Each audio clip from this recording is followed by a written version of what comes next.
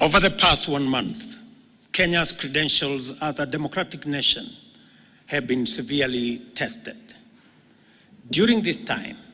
the country has engaged in a difficult public conversation, providing an opportunity to reflect deeply on the relationship between fundamental rights and democratic freedoms, our collective aspirations for prosperity,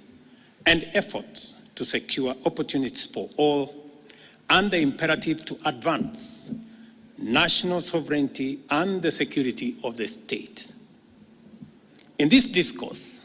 the people of Kenya have expressed their views on governance, development,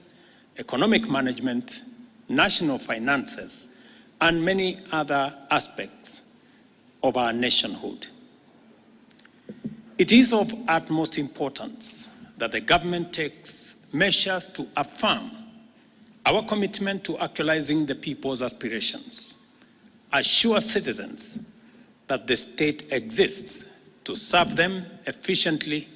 and with integrity, and to signal to all that our national values and principles of governance are the foundation of our national dispensation. The issues that have come to the fore requiring expeditious attention as matters of urgent priority include an accelerated program to significantly increase our food production and agricultural sector development, in addition to the interventions that we already have, so as to reduce the cost of living and enhance food security in our country. And together with it, to provide requisite raw materials for our agro, our value addition, our manufacturing, and our industrialization agenda.